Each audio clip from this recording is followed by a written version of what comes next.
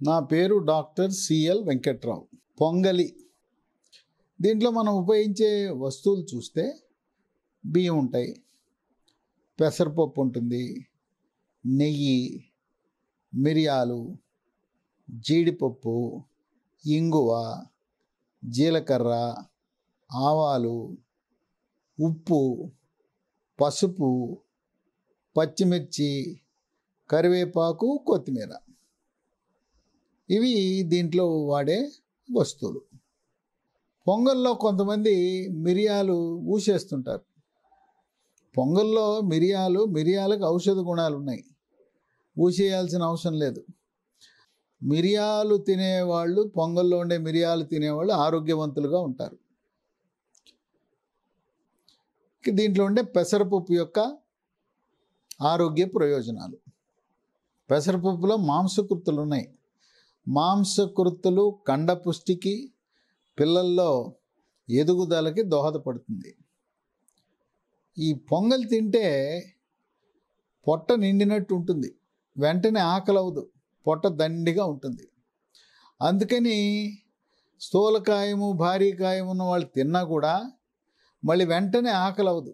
ఊబకాయం ఉన్న వాళ్ళు కూడా పరిమితంగా పొంగలి తినటం అనేది ఉపయోగపడుతుంది. ఎందుకంటే పొట్ట నిండిపోతుంది, ఇక మళ్ళీ అసలు తినాలని ఆకలి అనేది లేకుండా ఉంటుంది. దీంట్లో కాపర్ ఉంటుంది.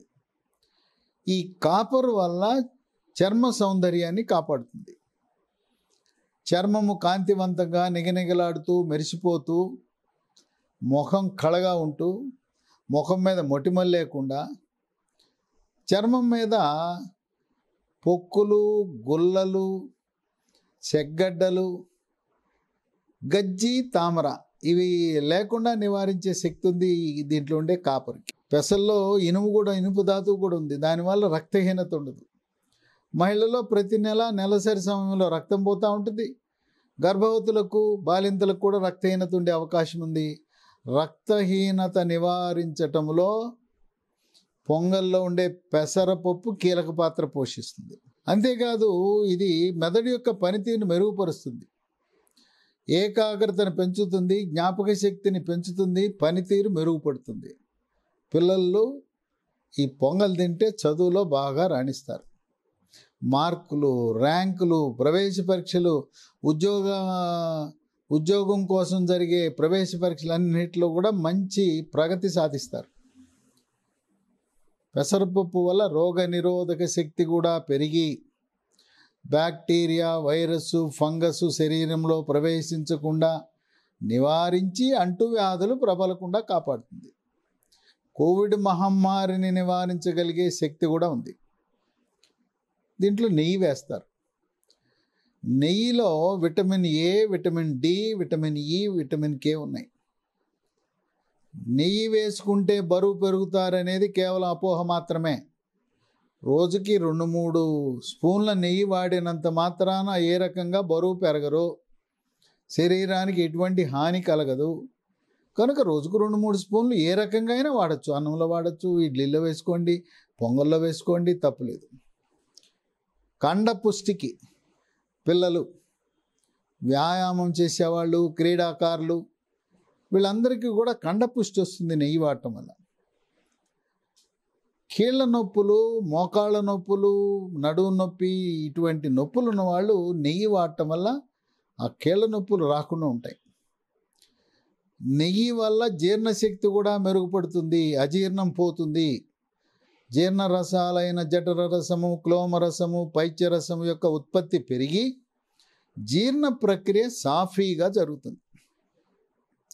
మలబద్ధకం ఉన్న వాళ్ళకి నెయ్యి ప్రభావం వల్ల మలబద్ధకం కూడా నివారించబడుతుంది.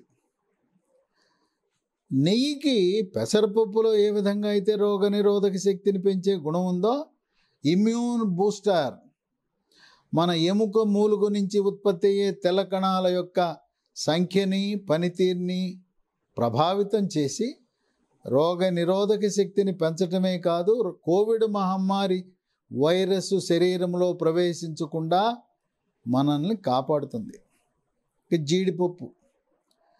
జీడిపప్పుని ఈ పొంగల్లో వేసుకుంటే జీడిపప్పు కేవలం రుచి కోసమే కాదు, ఆరోగ్య ప్రయోజనాలు ఉన్నాయి జీడిపప్పులో.